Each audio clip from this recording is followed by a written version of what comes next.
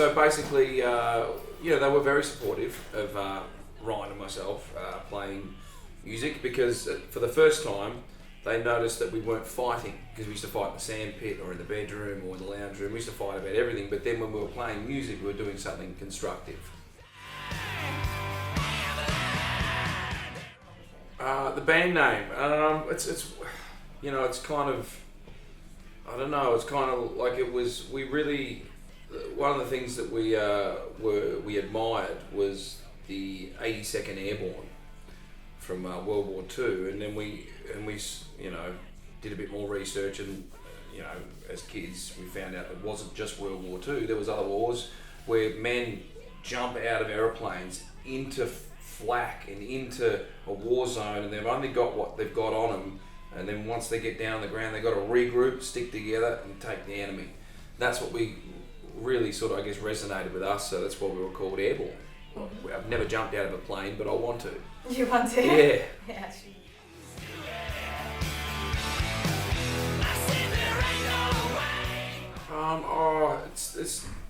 It's not like the 80s, so it's not like it's just crazy, it's pretty easy.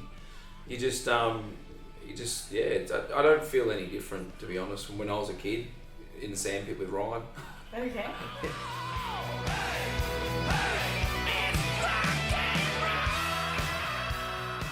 Well, that's a good point. So going back with Bob was kind of going back to our roots in itself, going back to the first record, and working with him again. He's such a funny guy. And then of course with Mike Fraser, and then doing it in Melbourne, it did keep us grounded in a way where we were like, we're in Australia, we're at home, we're in Melbourne. There's no sort of pressure with timelines, because when we do it overseas, we always have a visa or something that's going to run out, so we have to get, got to get all those guitar solos done, sort of thing. But we had a lot of time to do it, so that was really cool.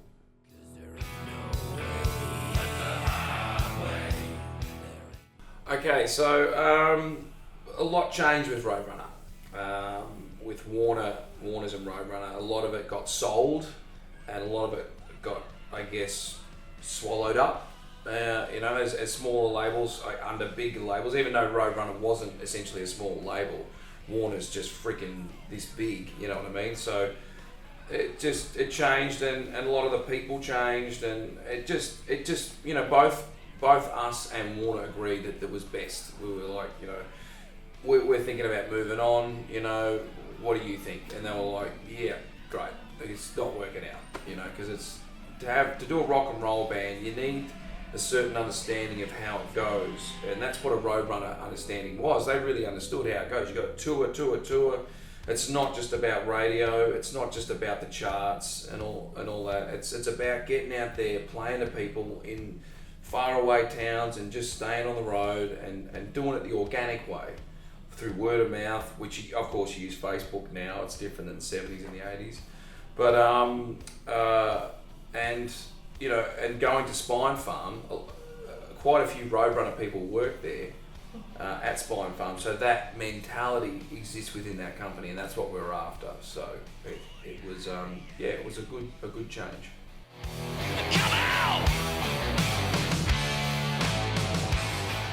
Well, I mean, it's to keep the energy. It's sort of like you gotta.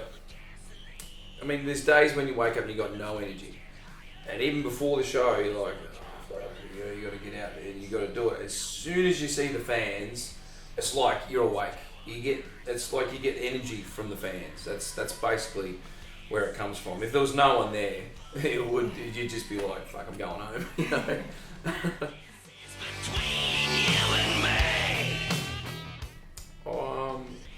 I don't really have I warm up a bit, I listen to a few tunes.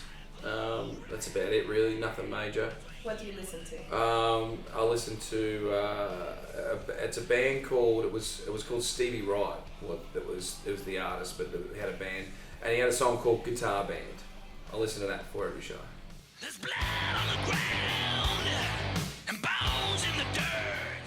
Look, so the tour was called Rock or Bust. So it's either rock or bust. So, you know, it's AC/DC. So they're going to go out and they're going to rock.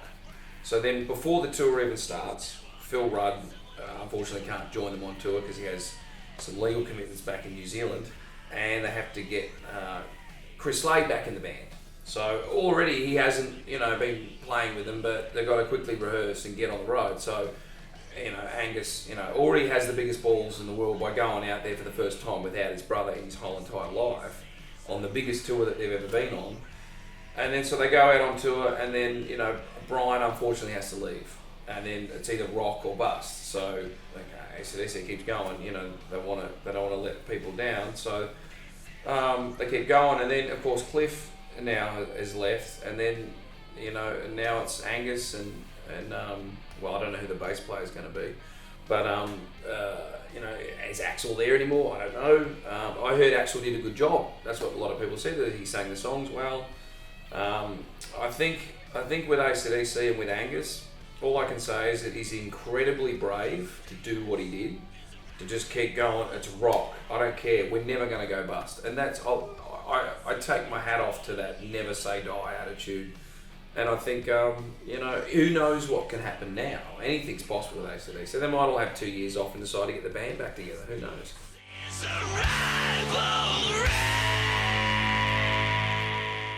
Look, I mean, it's not going to happen, but if we were off the road and we weren't touring and they called up, I'd say, yeah, of course, I'll come down, you know, but I want to call Brian Johnson first before I do it and just say, is he cool with this man, and give me some help, you know, how do I fucking do this? This is insane. Yeah, so it's reasonable? Yeah. Okay. Lemmy, he was incredibly welcoming, and he was an outlaw, but he was a gentleman. He was very kind, and he was just so humble too. Like, really, just a great bloke. And I mean, that's one major thing I remember. And he was, I guess the main thing I remember though is that he was completely rock and roll. He was the real deal, and there will never be no one like Lemmy ever again. And yeah, no. And that's why on this record we wrote a song for him. It's called "It's All for Rock and Roll," and we just shot the video for it. So it'll be coming out soon. But yeah. Do you have a release date for the video? It's next year sometime. Okay. Yeah, before the festivals. Okay. Yeah. Mate, our Spanish friends, we fucking love you, and thank you for all your support. We've already noticed that the venues have sold more tickets than last time, so there's more of you now, and the army is growing strong. We love every one of you, and we can't wait to see you soon. Keep on rocking, and never ever let rock and roll die. Thank you very much. The open road is all I